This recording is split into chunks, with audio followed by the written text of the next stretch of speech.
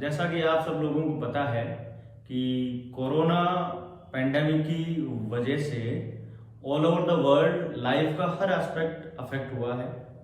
तो स्वाभाविक बात है कि आप लोगों की पढ़ाई पे भी इस चीज़ का असर हुआ होगा। इस असर को मिनिमाइज करने के लिए हमारी टीम ने एक एफर्ट लिया है कि हम लोग जो IIT जेईई और जो नीट के जो भी कोर्सेज हैं उनको हम लोग ऑनलाइन आप लोगों को प्रोवाइड करवाएंगे। इसी सीरीज में आज मैं आप लोगों का फर्स्ट लेक्चर ले रहा हूँ, 12th मैथमेटिक्स का first lecture which is functions. तो ये लेक्चर कौन कौन बच्चे अटेंड कर सकते हैं? पहला वो बच्चा जो 11th से 12th अभी मूविंग है, और दूसरा वो बच्चा जो 12th पास है और जो टारगेट की तैयारी इस साल जो करना स्टार्ट करेगा या जो इस साल IIT जेईई अटेम्प्ट कर रहा है, उन बच्चों के लिए ये सिलेबस, ये जो कोर्स है वो काफी इंपॉर्टेंट है। ठीक है, और तो चलो शुरुआत करते हैं विदाउट वेस्टिंग द टाइम।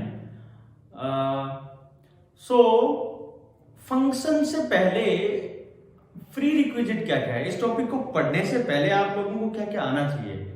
तो फर्स्ट रिक्वायरमेंट है कि आप लोगों को जो 11th क्लास का पोर्शन है वो बहुत अच्छे से, आपका जो अलजेब्रा का पोर्शन है वो बहुत अच्छे से क्लियर होना चाहिए, जिसमें आपके मोस्टली जो पोर्शन है जैसे मतलब इनइक्वालिटीज वगैरह है, आपका जो क्वाड्रेटिक इक्वेशन है, सीक्वेंस सीरीज है, ये जो पोर्शन है ये आप लोगों का बहुत अच्छे से, और कोऑर्डिनेट ज्योमेट्री ऑब्वियसली आप लोगों की बहुत शानदार होनी चाहिए। तो ये टॉपिक स्टार्ट करने से पहले मैं ये मान के चल रहा हूं कि आपका जो अलजेब्रा का पोर्शन है वो ऑलरेडी काफी स्ट्रॉन्ग है। यदि आपको अलजेब्रा के किसी पोर्शन में जो कि 11th क्लास में आता है कोई दिक्कत हो तो आप नीचे जो कमेंट सेक्शन दिया हुआ है उसमें मुझे बताइएगा, मैं उसका कोई सेपरेट वीडियो बनाने का कोशिश जरूर करूंगा। ठीक है, तो फर्स्ट ऑफ ऑल हम ये देखते हैं कि फंक्शन जो ये टॉपिक है वो आखिर आया कहां से है, और इसका जो लिंक है आपके जो 11th का जो सिलेबस है उसके साथ इसका लिंक कैसे है। तो ये टॉपिक कहीं ना कहीं जो आपका फर्स्ट टॉपिक है 11th का सेट्स एंड रिलेशंस, उससे ये टॉपिक लिंक्ड है। तो मैं वहीं से इसकी थोड़ी शुरुआत करता हूं और मैं ये आप लोगों को बताने की ट्राई करूंगा कि फंक्शन आखिर ये जो टॉपिक है वो किस तरह से ओरिजिनेट हुआ है। तो लेट्स स्टार्ट। तो सबसे पहले अपन पढ़ते हैं सेट थ्योरी। तो सेट थ्योरी में आप लोगों ने पूरा पढ़ ही रखा है। तो फर्स्ट ऑफ ऑल जैसे एज एन एलिमेंट्री थिंग में स्टार्ट करूं कि सेट क्या होता है, तो सेट की आप लोगों ने डेफिनेशन पढ़ी होगी कि well defined collection of objects बोल सकते हो, एलिमेंट्स बोल सकते हो, मेंबर्स बोल सकते हो, उनका एक वेल डिफाइंड कलेक्शन है, वो सेट कहलाता है। अब वेल डिफाइंड का क्या मतलब है, वो जैसे आप लोगों ने 11th क्लास में खूब अच्छे से पढ़ रखा होगा, फिर भी मैं एग्जांपल दूंगा। एग्जांपल नंबर 1 दूंगा, जैसे मैं आपको बोलूं कि ग्रुप ऑफ इवन नंबर्स, और एग्जांपल यदि मैं आपके सामने 2 लूं, आपको मैं बोलूं ग्रुप ऑफ गुड क्रिकेटर्स, तो आप सब लोग बहुत अच्छे से जानते हैं कि ग्रुप ऑफ इवन नंबर्स ये एक डिफाइंड ग्रुप है, जिसमें आपको पता है कि एलिमेंट क्या क्या आते हैं, -4, -2, 0, 2, 4, 6, ये जो एलिमेंट्स हैं वो आपके ग्रुप ऑफ इवन नंबर्स में आते हैं, जिसको अपन सेट बोल सकते हैं। लेकिन ग्रुप ऑफ गुड क्रिकेटर्स, जहां तक बात आती है गुड और बैड की, इसका कोई मीनिंग नहीं होता है मैथमेटिक्स की भाषा में, ये एक इंडिविजुअल चॉइस है, इसलिए इसको मैं सेट नहीं बोलूंगा। ठीक है, तो सेट के बारे में अभी आप लोगों को इतना पता होना चाहिए कि सेट क्या होता है, एक well defined collection of objects होता है।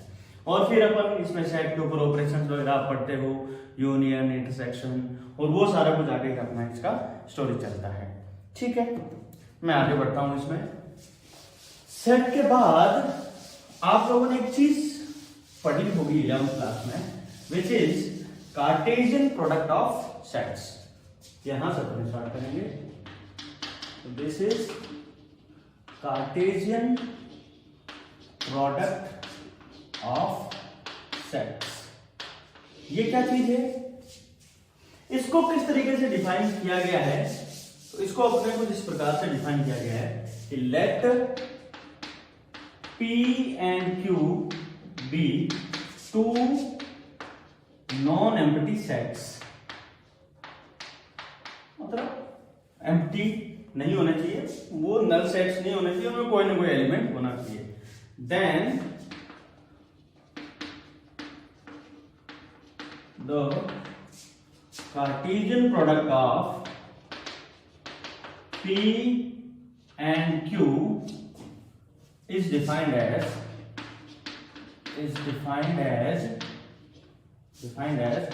P cross Q is a set of ordered pairs of x, y where such that x belongs to Q set P and y belongs to set Q.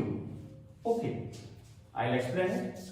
और similarly यदि आपको Q cross P define करना है तो इसमें आप लिखोगे it's a set of ordered pairs of x, y such that x belongs to Q and y belongs to P. तो ये जो रिप्रेजेंटेशन है इसका क्या मतलब है कि दो नॉन एम्प्टी सेट्स होने चाहिए P और Q, और उनका कार्टेशियन प्रोडक्ट कैसे डिफाइन किया जाता है? It is the set of ordered pairs, है ना। सो यहां पर एक टर्म अपन इंट्रोड्यूस करते हैं जो आप लोग ऑलरेडी जानते हो, ऑर्डर्ड पेयर। तो ये जो P क्रॉस Q है वो किसका सेट है? ऑर्डर्ड पेयर्स का सेट है x, y, जहां से x कहां से आ रहा है? सेट P से आ रहा है, और y कहां से आ रहा है? सेट Q से आ रहा है। और सिमिलरली यदि मैं Q क्रॉस P आपका डिफाइन करूं, यानी Q और P का कार्टेशियन प्रोडक्ट में डिफाइन करूं, तो उसको लिखा जाएगा Q cross P is a set of ordered pairs where first element is coming from set Q and the second element is coming from set P। इसको मैं एक एग्जांपल से आपको एक्सप्लेन करने की कोशिश करता हूं। Let's see,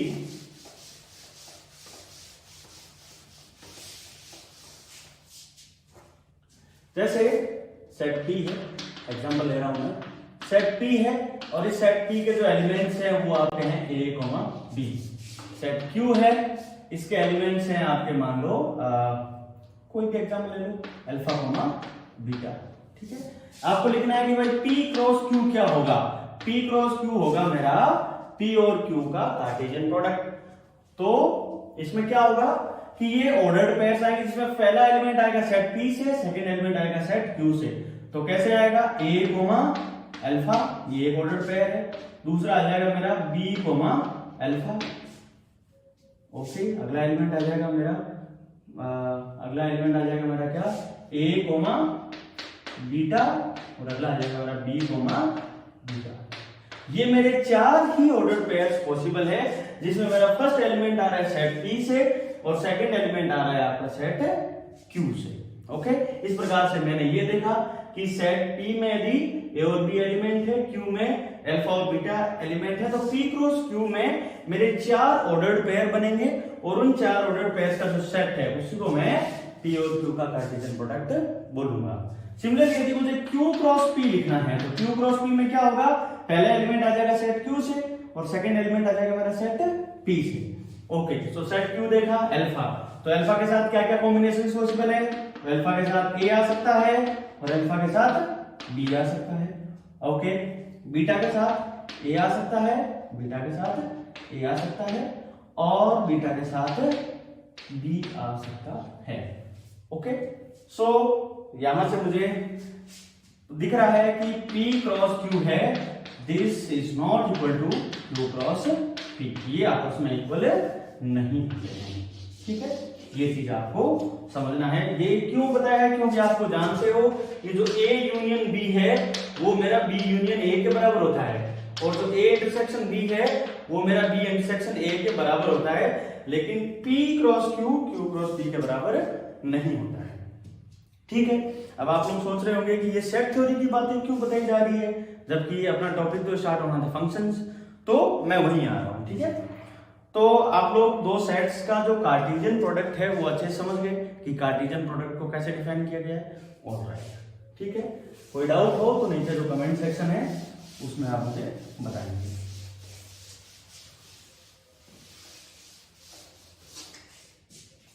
next, Cartesian product के बाद जो चीज आती है, इंपॉर्टेंट चीज, वो है आपकी रिलेशंस।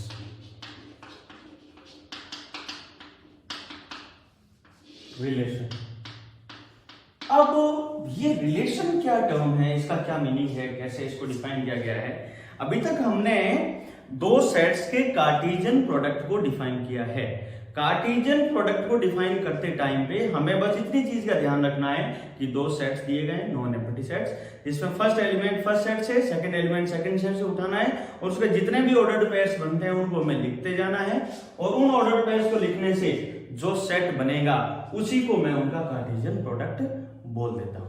ठीक है, अब मैं क्या करता हूं कि जो आपने उन एलिमेंट्स की फर्स्ट सेट का एलिमेंट और सेकंड सेट के एलिमेंट को जो आपने ऑर्डर पेयर बनाए हैं उन पेयरिंग बनाते टाइम मैंने किसी भी चीज का ध्यान नहीं रखा है।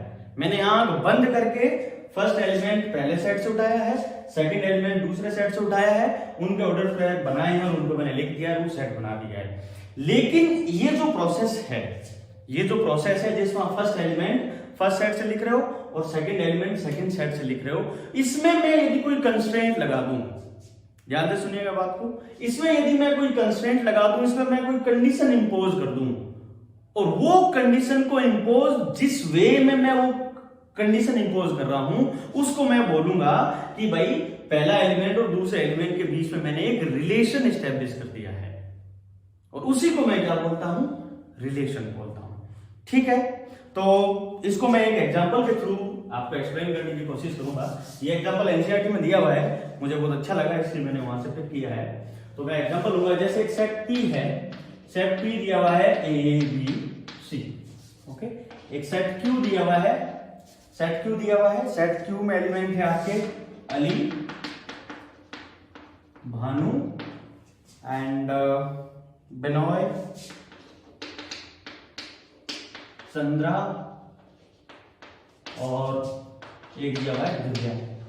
ये मैंने आपकी 11th क्लास के एनसीईआरटी से सीधा ही एग्जांपल पिकअप किया है और हमें पता है यहां से कि जो P क्रॉस Q है, P क्रॉस Q में क्या क्या आएगा, फर्स्ट एलिमेंट A से तो A कोमा अली, ओके, ये फर्स्ट ऑर्डर पे है, फिर आ जाएगा A कोमा भानु और इस प्रकार से ये जितने भी ऑर्डर पेयर एलिमेंट बनेंगे बनते जाएंगे और लास्ट मुझे पता है C कोमा दिव्या, तो C कोमा दिव्या, इस प्रकार से ये टोटल। अब आप पूछा यहां से एक इंटरेस्टिंग क्वेश्चन ये भी बन सकता है कि भाई इस P क्रॉस Q में कितने एलिमेंट्स होंगे, तो ऑब्वियस बात है कि ये जो तीनों एलिमेंट हैं A B C वो एक एक बार इन सारे एलिमेंट से मल्टीप्लाई होंगे। तो आपको बोला जाएगा कि कार्डिनल नंबर ऑफ P, मतलब number of element in P कितने हैं, वो है 3। कार्डिनल नंबर ऑफ Q में टोटल नंबर ऑफ एलिमेंट कितने हैं, 1 2 3 4 5, तो 5। तो यहां से बनता है this implies number of elements in P cross Q, तो P क्रॉस Q में क्या हो जाएगा 3 मल्टीप्लाई बाई 5 इक्वल टू 15। तो टोटल 15 नंबर ऑफ एलिमेंट्स होंगे इसमें P क्रॉस Q में। ओके, यहां तक तो ठीक है, यहां तक मैंने इन दोनों का कार्टेशियन प्रोडक्ट लिख दिया। अब ये कार्टेशियन प्रोडक्ट के अलावा मैं अब यहां पर ये जो लिखने की प्रोसेस है इनके बीच में मैं एक कोई कंस्ट्रेंट है, कोई कंडीशन इंपोज कर देता हूं। वो मैं किस प्रकार से इंपोज करता हूं वो आप देखिएगा। सो मैं P क्रॉस Q को कर रहा हूं और मैं एक सेट डिफाइन करता हूं, एक सेट डिफाइन करता हूं। कैसे? मैं एक सेट डिफाइन कर रहा हूं, set R। Set R is set of order pairs of x, y such that ये x, y ऑर्डर पेयर्स का सेट है। x is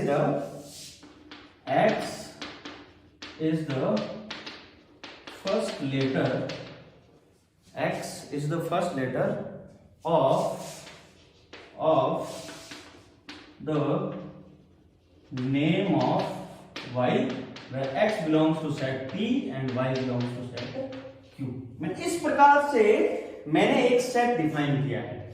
ये सेट भी ऑर्डर्ड पेयर्स का ही है, जिसमें पहला एलिमेंट जो x है वो सेट P से आ रहा है, दूसरा एलिमेंट y है वो सेट Q से आ रहा है। लेकिन इसमें मैं रैंडमली, जैसे मैं P क्रॉस Q की डेफिनेशन में यदि आप ध्यान से देखेंगे तो P क्रॉस Q की डेफिनेशन में ये जो बीच का पोर्शन है x is the first letter of the name of y, ये जो पार्ट है वो P क्रॉस Q की डेफिनेशन में नहीं रहता है। P क्रॉस Q की डेफिनेशन में सिर्फ R is set of x, y such that this is this, बस लेकिन ये जो बीच का पोर्शन है वो क्या बोलता है कि x is the first letter of the name of y। ठीक है, जैसे अब मुझे इसको लिखना है तो मैं क्या क्या इसमें एलिमेंट आएंगे, r। ओके, x यानी फर्स्ट एलिमेंट a, तो a should be the first letter of name of y। तो a जैसे फर्स्ट लेटर क्या, यहाँ अली है, यहाँ भानु है, बिनोय, चंद्रा, दिव्या। तो ए के साथ मेरे कौन कौन से पेयर्स पॉसिबल है, ए के साथ सिर्फ और सिर्फ अली पॉसिबल है, क्योंकि बाकी किसी भी नेम का जो फर्स्ट लेटर है वो ए के साथ मैच नहीं कर रहा है, मतलब मेरा वो इस कंडीशन को सेटिस्फाई नहीं कर रहा है। ठीक है, फिर मैं लिखता हूं बी, तो बी के साथ कौन कौन आ सकता है, क्या बी के साथ अली आ सकता है, नहीं आ सकता। क्या बी के साथ भानु पॉसिबल है, यस इट इज पॉसिबल, तो बी कोमा भानु। फिर बी के साथ बिनोय भी पॉसिबल है, यस, तो बी के साथ बिनोय भी पॉसिबल है। ऑलराइट, फिर सी के साथ कौन, Ali, not possible, no no no, Chandra, yes Chandra is possible, तो सी कोमा चंद्रा।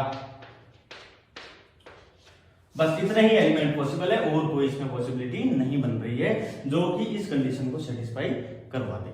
ठीक है, तो इसको इस प्रकार से लिखना जो है वो ऑर्डर्ड पेयर्स की भाषा में लिखना हो गया कि ये भी, अब ये क्या है, अब मैं यदि p क्रॉस q लिखता, यदि मैं p क्रॉस q लिखता तो उसमें a कोमा अली भी आता, राइट, उसमें a कोमा भानु भी आता, और कहीं ना कहीं उसमें जो ये एलिमेंट है वो b कोमा भानु भी आता, b कोमा बिनोय भी आता, b कोमा चंद्र भी, ये सारे जो भी मैंने इस r में एलिमेंट्स लिखे हैं वो सारे के सारे एलिमेंट p क्रॉस q में ऑब्वियसली होंगे।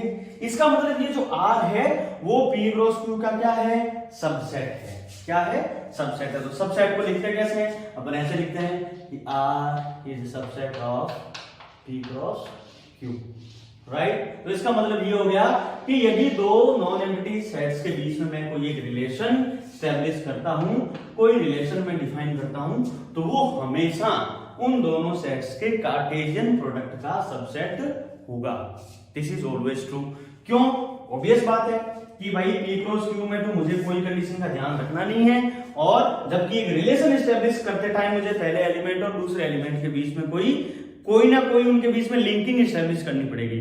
तो लिंकिंग स्टैब्लिश करूंगा तो कोई ना कोई एलिमेंट के उससे बाहर जाने की पॉसिबिलिटी वहां हमेशा रहती है, इसलिए ये हमेशा इसका सबसेट बनता है। ओके, तो इस प्रकार से ये आपका एक रिलेशन बन गया। अब इसको, इस रिलेशन को इस प्रकार से तो लिखना है, वो एक तो मैं इसको इस प्रकार से लिखा जा सकता है, इसको मैं सेट की यदि कौन सी लैंग्वेज बोलूंगा, इसको मैं सेट का रोस्टर फॉर्म बोल दो या इसकी टेबुलर फॉर्म बोल दो। ठीक है, अब इसी रिलेशन को लिखने का एक और मेथड है जिसको अपन एरो डायग्राम बोलते हैं। ठीक है, तो एरो डायग्राम में कैसे इसको एस्टेब्लिश करते हैं तो वो मैं आपका यहां करके दिखाता हूं। ठीक है, तो जैसे मैं इस सेट P को एक वर्टिकल इलिप्स के रूप में इसको ऐसे लिखता हूं मैं, तो ये सेट P है भाई। इस सेट P में एलिमेंट क्या क्या है, A है, B है, C है। सेट Q को भी मैं एक वर्टिकल इलिप्स के रूप में लिख देता हूं, सेट Q में क्या क्या है, सेट Q में अली है एंड भानु है एंड बिनोय है एंड चंद्रा है एंड दिव्या है। ओके, तो अब मैं ये देखता हूं कि A is related to Ali because of this relation. So A is related to Ali, तो A से अली की तरफ मैं इसको एक एरो से रिप्रेजेंट कर देता हूं। Okay, B is related to Bhanu and Binoy, both related to Bhanu as well as Binoy, and C is related to Chandra. तो यही इस रिलेशन का, ये जो मैंने यहां से यहां तक इसको इस प्रकार से लिख के, ये R है, ये एक रिलेशन R है, और इस रिलेशन का ये हो गया मेरा एरो डायग्राम, और इसको मैपिंग भी बोलते हैं। ओके, तो ये मेरी इस रिलेशन की मैपिंग हो गई। इस मैपिंग का मतलब ये है कि इस डेफिनेशन के according A is related to Ali, B is related to both Bhanu and Binoy, and C is related to Chandra. Alright, अब तक आप लोगों को ये चीज क्लियर हो जानी चाहिए कि कार्टेशियन प्रोडक्ट से हमने रिलेशन एस्टेब्लिश कैसे किया, कैसे हम लोग रिलेशन तक पहुंचे हैं। तो कार्टेशियन प्रोडक्ट में सिंपली पहले सेट और दूसरे सेट से एलिमेंट उठाने हैं, उनके जितने पॉसिबल नंबर ऑफ पेयर्स हैं उनको सबको लिख देना है, वो उससे जितने ऑर्डर पेयर बनाने से जो एक सेट बनेगा वो मेरा उन दोनों का कार्टेशियन प्रोडक्ट बन जाएगा। लेकिन रिलेशन को लिखते टाइम लिखना वही है, फर्स्ट एलिमेंट फर्स्ट सेट से, सेकंड एलिमेंट सेकंड सेट से, लेकिन उनके बीच में कोई ना कोई कंडीशन होगी, कोई ना कोई रिलेशन होगा, कोई ना कोई कंस्ट्रेंट होगा, उसको ध्यान में रखते हुए लिखना है।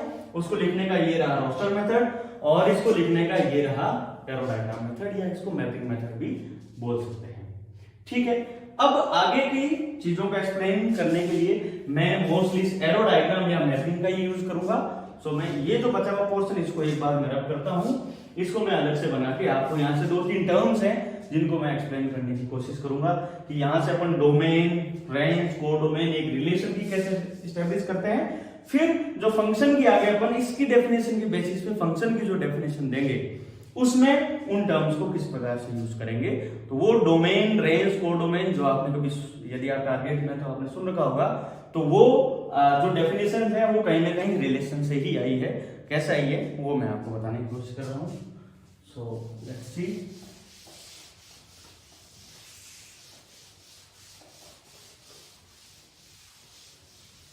तो अभी की जो मैपिंग है उसको मैं एक बार दोबारा बनाता हूं।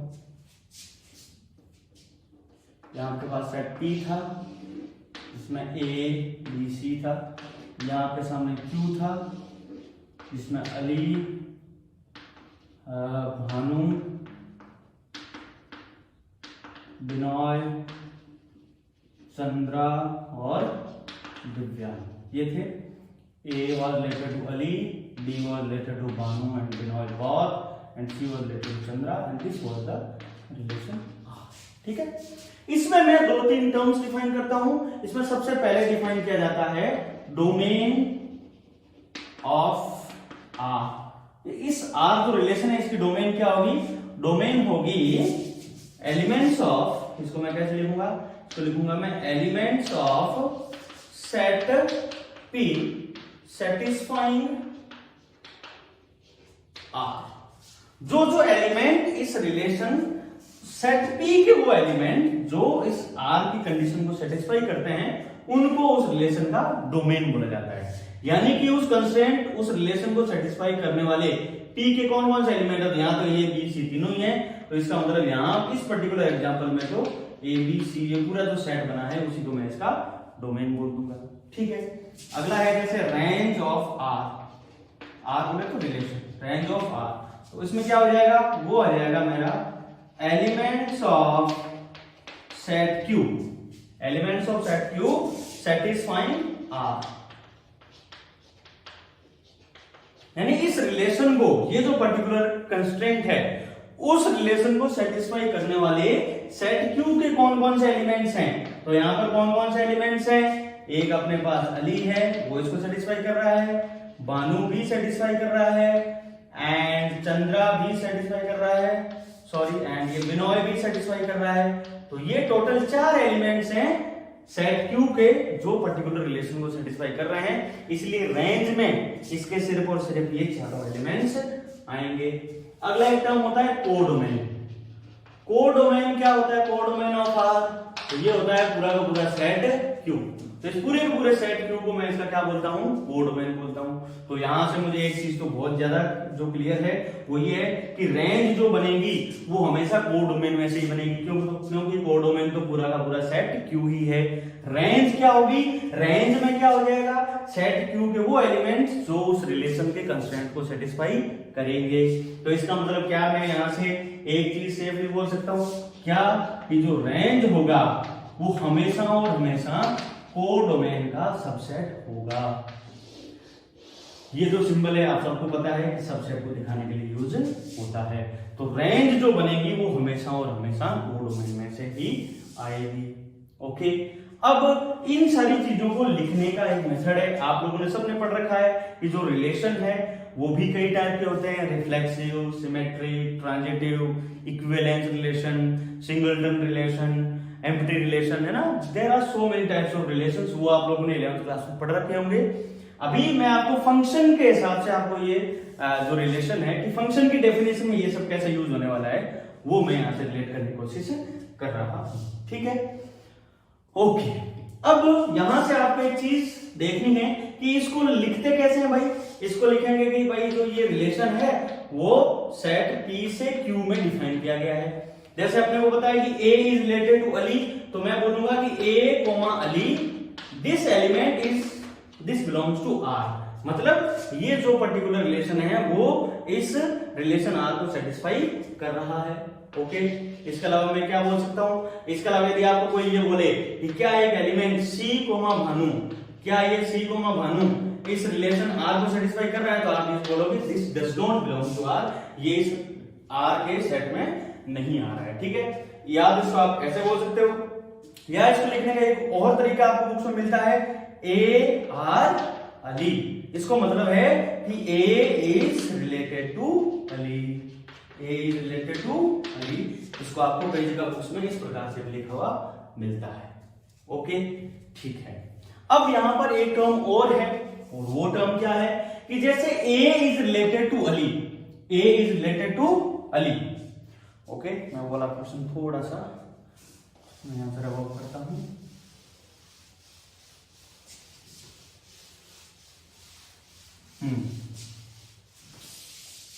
जैसे अपने को पता है कि A is related to Ali, ये बात बिल्कुल सही है, और इसका मतलब ये हो गया, इसको बोलने का एक और वे है, और वो क्या है कि the image of A is Ali. ये जो मैपिंग है, ये एक मैपिंग डायग्राम है। इस मैपिंग डायग्राम में क्योंकि relation P to Q establish किया गया है, तो जो एरो का निशान आएगा वो सेट P से Q की तरफ आएगा। तो जैसे A is related to Ali, तो A से लेकर के अली की तरफ ये एरो जाएगा, यानी इसका हेड रहेगा अली की तरफ और टेल रहेगा A की तरफ। ठीक है, तो the image of A is Ali, इस बात को बोलने का एक तरीका और भी है कि जो A की इमेज है वो क्या है, अली है। और दूसरा इसको इस स्टेटमेंट का मतलब ये होता है कि the free image of Ali is a. तो अली के ए का इमेज क्या हो गया, अली हो गया, और अली का प्री इमेज क्या हो गया, वो ए हो गया। तो यदि आपको 2 मिनट पहले की बात याद है, तो क्या जो रेंज था, रेंज को क्या मैं ऐसे भी बोल सकता हूं, set of images, set of images भी बोल सकता हूं ना, बिल्कुल बोल सकता हूं, क्योंकि इमेजेस कौन सी हैं, इन एलिमेंट जहां जहां इनके रिलेटेड है, जो जो इनकी इमेजेस है, और जो इमेजेस का जो सेट है वही मेरा रेंज होता है। और डोमेन को क्या मैं बोल सकता हूं, तो डोमेन को मैं यहां से बोल सकता हूं सेट ऑफ प्री इमेजेस। जो प्री इमेजेस जो बनेगी, प्री इमेज बोले तो अली की प्री इमेज क्या है, ए, भानु की प्री इमेज क्या है, बी, बिनोय की क्या है, बी, चंद्रा की क्या है, सी, दिव्या की क्या है, कुछ नहीं। तो जो प्री इमेज के सेट क्या कहेंगे, ए बी सी, उसी को मैं क्या बोल सकता हूं, डोमेन बोल सकता हूं। तो यहां तक आप लोगों को 2 इंपॉर्टेंट चीज आप लोगों को समझ में आ जानी चाहिए, एक तो कार्टेशियन प्रोडक्ट ऑफ सेट्स और दूसरा आपका रिलेशन। अब इन 2 डेफिनेशन के बेसिस पे ही जो डेफिनेशन आई है वो आई है फंक्शन की डेफिनेशन। वो डेफिनेशन मैं आप लोगों को एक्सप्लेन करने की ट्राई करता हूं। सो अब now we are in a position कि मैं आप लोगों को फंक्शन की डेफिनेशन दूं। ओके, सो फंक्शन, अब जो ये फंक्शन है, ये रिलेशन, जब देखो हमने क्या पढ़ा, हमने पढ़ा कार्टेशियन प्रोडक्ट। कार्टेशियन प्रोडक्ट का ही एक स्पेशल केस क्या था, रिलेशन था। उसमें हमने एक कोई कंडीशन इंपोज कर दी जिससे कार्टेशियन प्रोडक्ट का ही सबसेट एक रिलेशन बन गया। अब इस रिलेशन का ही एक स्पेशल टाइप है, उसको मैं क्या बोलूंगा, फंक्शन बोलूंगा। तो उसको इसकी मैं एक बार डेफिनेशन लिखता हूं। एक बार इसकी डेफिनेशन लिखने के बाद आप लोगों को इसका जो आगे का जो पार्ट है वो अच्छे से क्लियर होगा। So let me right the definition of function, कि फंक्शन होता क्या है। फंक्शन, ए फंक्शन, ध्यान से सुनिएगा इस डेफिनेशन को, ए function is a special relation. मतलब ये एक रिलेशन ही है लेकिन स्पेशल रिलेशन है। A function is a special relation where all the elements, या फिर इसको मैं थोड़ा और मॉडिफाई करता हूं। A function is a special relation from a non empty set A to non empty set B where, यानी set A to set B relation की बात हो रही है, लेकिन वो एक स्पेशल रिलेशन है। स्पेशल कैसे? Where all the elements of set A, where all the elements of set A has one and only one image in set B। ये फंक्शन की एक फॉर्मल डेफिनेशन हो गई। ओके, तो एक फंक्शन क्या है? एक फंक्शन एक स्पेशल रिलेशन है, वही नॉन एम्प्टी सेट ए से सेट बी में, जहां पर अब देखो रिलेशन के टाइम पे हमने इस प्रकार की कोई बात नहीं रखी थी उसके सामने। रिलेशन को आपने डिफाइन करते टाइम में इस तरह की कोई बात नहीं बोली थी कि all the elements of set A shall have one and only one image in set B. ये नई बात आ गई फंक्शन की डेफिनेशन में, ये पार्ट नया है। कैसे नया है? तो इसको भी मैं आपको मैपिंग्स के थ्रू एक्सप्लेन करने की कोशिश कर रहा हूं। तो ये जो अभी जो हमने एग्जांपल लिया था, जो एक रिलेशन का एग्जांपल लिया था, वो आपको बताना है कि वो एक फंक्शन है या नहीं है। तो ये मैं एक बार वही मैपिंग दोबारा बना रहा हूं आपके सामने। तो लेट्स सपोज ये सेट ए है, ये सेट बी है, इसमें ये ए बी सी था, इधर आपका था अनु, अली, भानु, बिनॉय, चंद्रा और दिव्या। ठीक है, और ये हमने जो रिलेशन एस्टेब्लिश किया था वो इस प्रकार था कि A was related to Ali, B was related to Bhanu and Binoy and C was related to Chandra. आपको कोई बोले कि ये जो मैपिंग है, क्या ये एक फंक्शन की मैपिंग है? मतलब क्या ये जो रिलेशन है वो एक फंक्शन है क्या? बिकॉज एक फंक्शन आपका स्पेशल रिलेशन होता है। तो ये जो रिलेशन हमने लास्ट एग्जांपल में आपको एक्सप्लेन किया था, ये फंक्शन है या नहीं है, तो इसके लिए मैं इसकी कंडीशन क्या करूंगा कि all the elements of set A, set ए के सारे एलिमेंट्स। तो सेट ए में एलिमेंट क्या क्या थे? ए बी सी, ये तीनों के तीनों इन्वॉल्व हो रहे हैं, बिल्कुल हो रहे हैं। कोई भी ऐसा एलिमेंट नहीं है जो इस रिलेशन का पार्ट नहीं बन रहा है, तो नहीं है। तो इसका मतलब मेरा जो फर्स्ट कंडीशन है वो सेटिस्फाई हो गया है। The one and only one image in set B, तो उनकी सिर्फ एक ही इमेज होनी चाहिए। तो जैसे मैं सेट ए में आया, एलिमेंट ए की इमेज कितनी? एक, वो कौन सी? अली। ठीक बात। सेट ए का एलिमेंट आया बी की कितनी इमेजेस? बी की दो इमेजेस, भानु एंड बिनॉय। तो उसने इस बात को कॉन्ट्राडिक्ट कर दिया, वन एंड ओनली वन। तो इसका मतलब ये जो मैपिंग है वो एक फंक्शन की मैपिंग नहीं है, ये मैपिंग सिर्फ और सिर्फ किसी एक रिलेशन की मैपिंग है। समझ रहे हैं आप इस बात को? इसको बड़े ध्यान से समझना है कि ये फंक्शन की मैपिंग नहीं है। तो फंक्शन की मैपिंग कैसे? जैसे मैं अब आपको एक एग्जांपल लेता हूं आपके सामने।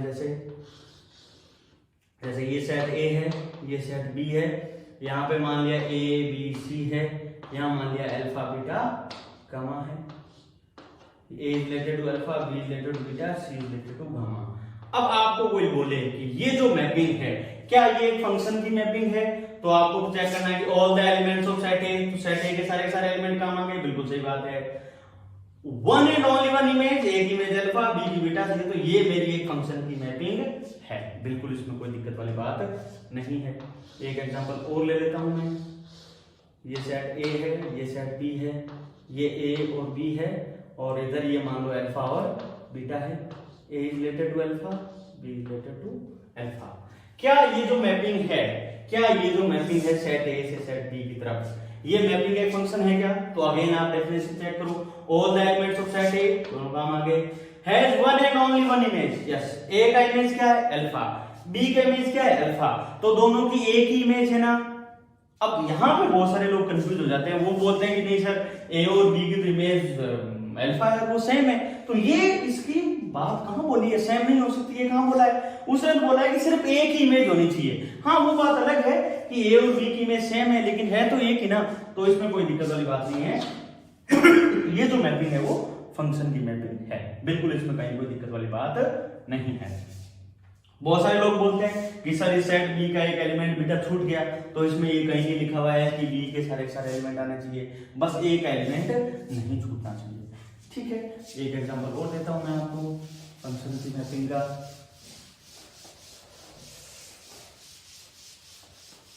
बार आप बताइएगा कि ये जो मैपिंग है वो एक फंक्शन की मैपिंग है या नहीं है। ये सेट ए, ये सेट बी, यहां वही एग्जांपल लेता हूं, ए बी सी, इधर ले लिया मैंने 1 2 3, A related to 1, B related to 2। क्या ये फंक्शन की मैपिंग है? तो ये फंक्शन की मैपिंग है क्या? ऑल द एलिमेंट्स, बस पहली बात ये तो खत्म हो गया, क्योंकि ये सी का कोई इमेज ही नहीं है, तो सारे एलिमेंट की इमेज नहीं है, तो ये फंक्शन की मैपिंग नहीं हो सकती। ठीक है, दूसरा एक एग्जांपल लेते हैं, ए बी, यहाँ ले लिया मैंने ए बी सी, और इधर कुछ भी ले लो, पी क्यू आर एस।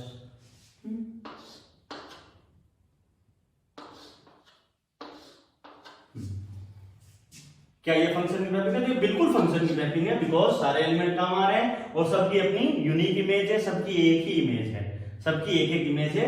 हाँ, इमेज सेम है, कोई दिक्कत वाली बात नहीं है। ठीक है, और एक एग्जांपल ले लेते हैं, ये ए है, ये बी है, इधर वही ए बी सी, इधर वही अल्फा बीटा गामा, ए की इमेज अल्फा, बी की अल्फा बीटा बी, और सी की गामा। क्या ये फंक्शन की मैपिंग है? तो ये फंक्शन की मैपिंग नहीं है। पहली बात, क्या all the elements of A, बिल्कुल सही बात है, one and only one, no, एक इमेज एक ही है, ठीक है, सी की एक, लेकिन बी की इमेज कितनी बन गई? 2 इमेज बन गई, तो ये फंक्शन की डेफिनेशन को सेटिस्फाई नहीं कर रहा है, इसलिए ये फंक्शन की मैपिंग नहीं है। तो ये आपने मैपिंग्स के थ्रू फंक्शन को समझने का प्रयास किया है। तो आप लोगों को अब तक ये समझ में आ गया होगा कि फंक्शन क्या होता है। वही फंक्शन एक स्पेशल रिलेशन होता है, और रिलेशन क्या होता है? वो कार्टेशियन प्रोडक्ट से आया है। कार्टेशियन, आपका कार्टेशियन प्रोडक्ट कहां से आया है? तो वो सेट की डेफिनेशन से आया है। तो कहीं ना कहीं आप लोगों को ये समझने का प्रयास करना है कि जो फंक्शन की डेफिनेशन है वो आपकी सेट थ्योरी से कहीं ना कहीं ये लिंक्ड है। समझ रहे हैं आप इस बात को? भली भांति आप इस बात को समझने में। अब ये जो अपना फंक्शन का डिस्कशन है, यही अपना मेन पार्ट है, इसको हम लोग आगे पढ़ाते हैं। और इसमें आगे आपका क्या क्या रहेगा, आगे अपन इसका फंक्शन को हमने अभी जैसे फॉर्मली डिफाइन किया है, फिर अपन आगे पढ़ेंगे टाइप ऑफ द फंक्शंस, और उसके बाद अपन फंक्शन की डोमेन, रेंज और ये सारी की सारी जो चीजें हैं उनको अपन इस टॉपिक में पढ़ने का प्रयास करेंगे। So let's move ahead. कुछ और चीजें हैं फंक्शन के बारे में, वो अभी अपन एक्सप्लेन कर लेते हैं। सो अब अपन जो भी एग्जांपल लेंगे वो फंक्शन ही होगा, और फंक्शन की डेफिनेशन क्या है वो आप लोगों को बता दी गई है। तो जैसे अब मैं एक एग्जांपल लेता हूँ, किसी फंक्शन की मैपिंग का एग्जांपल ले लेता हूँ भाई। ठीक है, ये जैसे सेट ए, या इसको पी बोल तो उससे कोई फर्क नहीं पड़ता, ये सेट क्यू है, और इसमें एलिमेंट आपके वही ए बी सी है, इसमें आपके अल्फा बीटा गामा डेल्टा। ठीक है, A is related to alpha, B is related to beta, and C is also related to beta. क्या एक फंक्शन की मैपिंग है? तो बिल्कुल ये फंक्शन की मैपिंग है। तो अब मैं रिलेशन वर्ड को ड्रॉप करके मैं आज के बाद यहां पर इसको एफ लिख दूंगा। ठीक है, F stands for function. So this is a mapping, this is a mapping of a function, mapping of a function from set P to set Q। इस पूरी की पूरी बात को मैथमेटिक्स में लिखने का तरीका होता है f is a function from set P to set Q। Okay, इसको आपको इस प्रकार से बुक्स में लिखा हुआ मिलेगा, f is a function from set A to set B, set P to set P, whatever it is, है ना। सो ये एक फंक्शनल मैपिंग है सेट P से सेट Q। जिसको लिखने का तरीका यह है कि f is a function from set P to set Q। Okay, अब अपने किसका लिखना है? डोमेन। डोमेन क्या होगा? डोमेन क्या होगा कि डोमेन वही होगा सेट P डोमेन बोला तो सेट पी। हमने अभी रिलेशन की डोमेन को कैसे डिफाइन किया गया था कि भाई सेट पी के वो एलिमेंट जो रिलेशन की डेफिनेशन को सेटिस्फाई करें, बट यहां तो अपन फंक्शन की बात कर रहे हैं। फंक्शन तो वो होगा जब सेट पी के सारे एलिमेंट सेटिस्फाई करेंगे। तो जो डोमेन है, क्या मैं उसको पूरा का पूरा सेट पी को बोल दूं? तो यस, पूरा का पूरा जो सेट पी है यहाँ पे ए बी सी ये जो एलिमेंट है वो इसके डोमेन बन जाएंगे। रेंज की बात वही है कि जो जो एलिमेंट्स इस फंक्शन की डेफिनेशन को सेटिस्फाई करेंगे, कौन कौन से एलिमेंट है? अल्फा और बीटा है। तो अल्फा और बीटा को इसका मैं क्या बोलूंगा? रेंज बोलूंगा। कोडोमेन क्या होगा इस फंक्शन का? तो कोडोमेन हो जाएगा मेरा पूरा का पूरा सेट क्यू। पूरे के पूरे सेट क्यू को मैं कोडोमेन बोलूंगा। तो यहाँ पर कौन कौन से एलिमेंट आ गए? अल्फा, बीटा, गामा और डेल्टा। ये जो एलिमेंट्स हैं वो इस फंक्शन के कोडोमेन को फॉर्म करेंगे, डोमेन और रेंज। ठीक है, और रेंज को अपने को पता ही है, अपन इसको सेट ऑफ इमेजेस भी बोलते हैं, सेट ऑफ इमेजेस भी बोलते हैं। और डोमेन को अपन सेट ऑफ प्री इमेजेस भी बोलते हैं। ओके, यहां तक सबको क्लियर है? ठीक है, ऑलराइट। अब अपन ये देखते हैं कि फंक्शन के ग्राफ का क्या मतलब होता है ना। आप लोगों ने, बहुत सारे लोगों ने 11th क्लास में पढ़ रखे हैं एनसीईआरटी वगैरह बुक से, या ग्राफ बनाना तो थोड़ा बहुत सिखाते हैं 11th में। तो ग्राफ का क्या मतलब है? ठीक है, इससे पहले अपन 2-3 चीजें और देख लेते हैं। इस मैपिंग को देखने पे को सीधा पता चल रहा है कि ये एक फंक्शन है which is defined from set P to set Q. Okay, यहां से मैं बोलता हूं कि ए कोमा अल्फा है एक element, A is related to alpha, B is related to beta. तो इसको मैं ऑर्डर्ड पेयर की भाषा में लिखूंगा बी कोमा बीटा, और मैं लिखूंगा सी कोमा बीटा, है ना। तो A comma alpha belongs to F, B comma beta belongs to F, C comma beta belongs to F. क्या ये बात सही है? तो ये बात बिल्कुल सही है, क्योंकि ये वो रिलेशन है जो इस फंक्शनल डेफिनेशन को सेटिस्फाई कर रहे हैं। ठीक है, इसी चीज को लिखने का एक तरीका और होता है। कैसे होता है कि ए कोमा अल्फा एफ की डेफिनेशन को सेटिस्फाई कर रहा है। इसको लिखने का एक और तरीका ये भी है कि F of A is equal to alpha, F of B is equal to beta and F of C is equal to beta. इसी बात को लिखने का, ये जो 3 चीज लिखी है, इन्हीं 3 चीज को लिखने का ये एक और तरीका है कि F of A is equal to alpha, यानी कि इमेज ऑफ ए। जैसे ये हो ना, F of A equal to alpha, इसको आप फॉर्मली कैसे रीड कर सकते हो? इसको आप रीड ऐसे कर सकते हो कि image of A is alpha. A की जो इमेज है वो अल्फा है। या इसको आप फॉर्मली कैसे रीड कर सकते हो? आप ऐसे भी रीड कर सकते हो कि pre image of alpha is a. ठीक है, इसको लिखने का ये तरीका हो गया कि F of A is equal to alpha, F of B is equal to beta, F of C is equal to beta. ठीक है, तो इस प्रकार से ये जो चीज लिखी हुई है, बहुत सारी बुक्स वगैरह में ऐसे लिखा जाता है कि जैसे, अब ऐसा कुछ फील नहीं हो रहा कि जैसे फंक्शन एक मशीन की तरह काम कर रही है। जैसे मशीन का मैं एक एग्जांपल दूं, जैसे ये आपकी कोई मशीन है, ये आपकी कोई भी मशीन है। ठीक है, आप क्या करते हो किसी भी मशीन में? आप कुछ तो भी इनपुट देते हो, और यहाँ पर ये आपकी मशीन है, और यहाँ ये मशीन आपको आउटपुट देती है। ठीक है, ये एक मशीन का मैं टिपिकल एग्जांपल ले रहा हूं। तो एक फंक्शन है, वो एक फंक्शन भी एक मशीन की तरह काम करता है। तो ये इनपुट क्या लेता है? इनपुट में वो सेट ए के एलिमेंट्स लेता है, यानी इनपुट का मतलब क्या हो गया? डोमेन। इसको मैं यदि कंपेयर करूं तो एक मशीन जैसा ही कुछ काम यहाँ पे हो रहा है। मशीन इनपुट लेती है तो फंक्शन भी एक इनपुट लेता है, और उस इनपुट को हमने डोमेन बोल रखा है। फंक्शन खुद क्या है? ये एक मशीन है, मशीन की जगह मैं लिख सकता हूँ फंक्शन। और आउटपुट में मुझे क्या मिल रहा है? अल्फा, बीटा, ये जो भी है। तो आउटपुट के रूप में मुझे क्या मिल रहा है भाई? मुझे रेंज मिल रहा है। तो मैं यहां से इसको ऐसे बोलने को बोल सकता हूं कि एक फंक्शन है, function is a machine where it is taking input in the form of domain and it is giving output in the form of range. Okay, तो इस प्रकार से मैं इसको बोल सकता हूं। ऑलराइट, अब अपन आते हैं सेम उसी बात पे। हमने बात की थी भाई ग्राफ ऑफ ए फंक्शन का क्या मतलब होता है। तो मैं आपको ग्राफ ऑफ ए फंक्शन का फॉर्मल मीनिंग एक्सप्लेन करता हूं। उसके लिए मुझे ये वाला पोर्शन मिटाना पड़ेगा।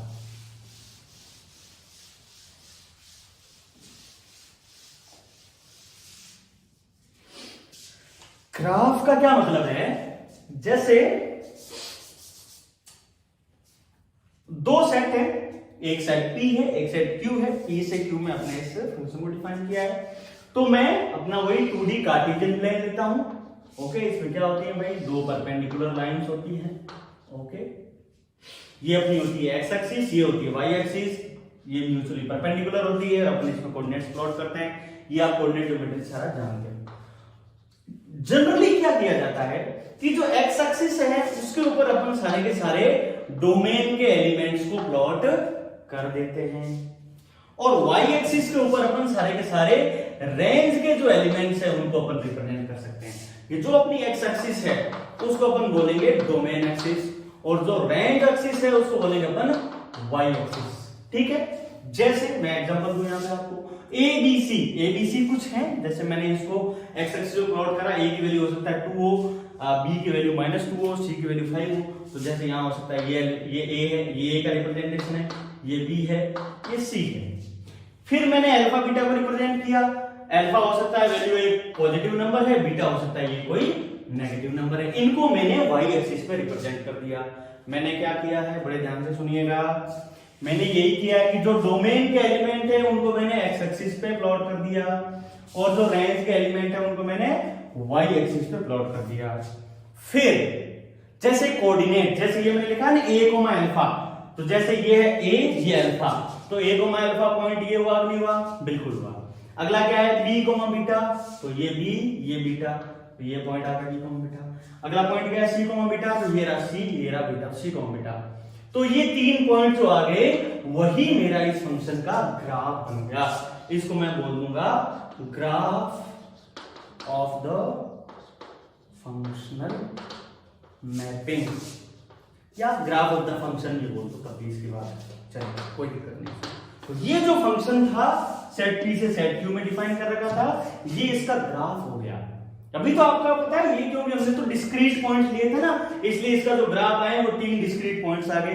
यदि वही मैं सेट को यदि कंटिन्यूअस सेट ले लेता और ये भी एक कंटिन्यूअस सेट होता, तो आपको आप इन डिस्क्रीट पॉइंट्स को आपस में मिलाते।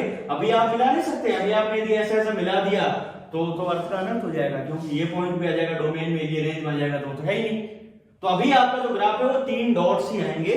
यदि मैं ये तो क्योंकि अपने एग्जांपल और समझने की भाषा के रूप में इसको ले रहे हैं, तो ये जो भी आपके 3 पॉइंट बने वो इसका ग्राफ बन गए।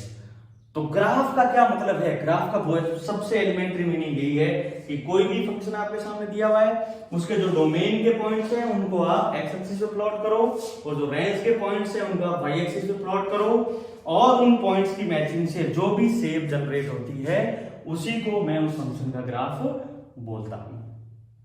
ठीक बात, आई होप ग्राफ वगैरह की चीजें आप लोगों को क्लियर हो गई होगी। हाँ, अपन इसको मोर आगे आगे अपने स्पेशल ग्राफ वगैरह सब कुछ पढ़ेंगे, बट अभी मैं ये सब आपको एक्सप्लेन करने की कोशिश कर रहा हूं कि भाई ग्राफ ऑफ द फंक्शन का मीनिंग क्या होता है। ठीक है, ओके, एक दो चीजें अपन इसमें और पढ़ते हैं। So let's see,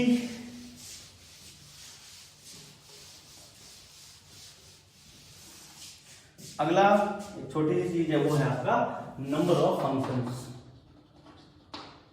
number of functions, number of functions का क्या मतलब है, जैसे सेट ए है और सेट बी है। सेट ए में एलिमेंट्स है, मान लो आपके सामने A1 A2 A3 up to AM, total इसमें M एलिमेंट्स है। ठीक है, सेट बी में बी एलिमेंट है, मान लो B1 B2 B3 and so on till Bn। इसमें टोटल कितने नंबर ऑफ एलिमेंट्स है, n नंबर ऑफ एलिमेंट्स। ठीक है, तो मैं सेट ए से सेट बी में फंक्शंस डिफाइन करने बैठा, आपको कोई पूछे कि how many numbers of functions can be defined from set A to set B.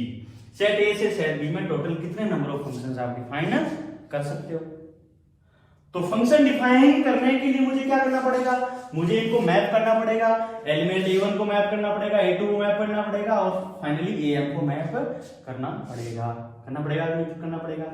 इन सारे एलिमेंट्स को मुझे इधर मैप करना है। ठीक है, तो A1 को मैप जब मैं करने बैठूंगा, ये आपका पीएनसी का क्वेश्चन बन गया। ठीक है, सिंपल क्वेश्चन है। जैसे मैं आपको बोलूं कि A1 को मैप होने के लिए उसके पास कितने नंबर ऑफ चॉइसेस अवेलेबल है, तो आप बोलोगे ये तो इन एलिमेंट में से किसी के भी साथ मैप हो सकता है। ठीक है, तो A1 के पास अवेलेबल चॉइस कितनी, n।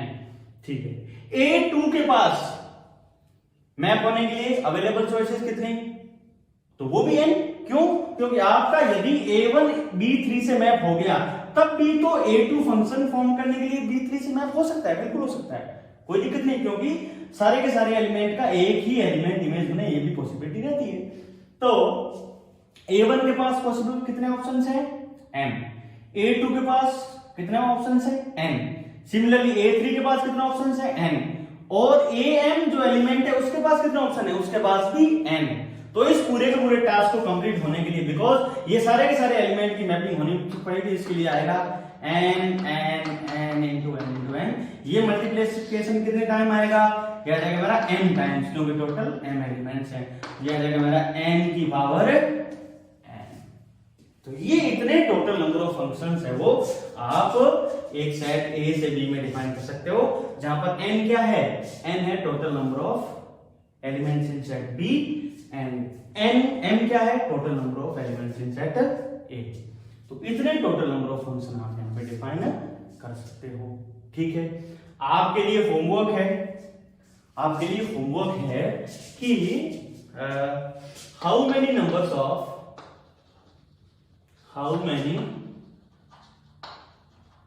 numbers of relations can be defined from set A to set B।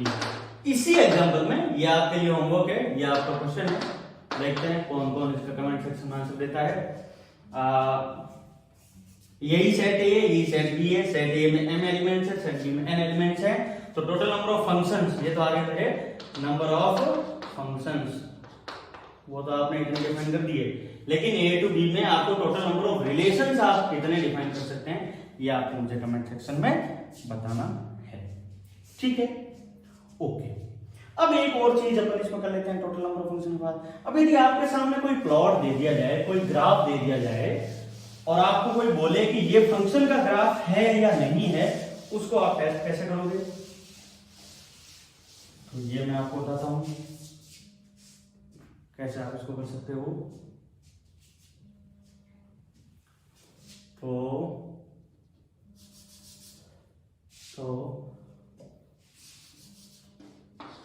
Graph of a function, graph of a function, तो कैसे करेंगे, तो ये अपन जो टॉपिक है अगली क्लास में लेंगे। So that's all for the day.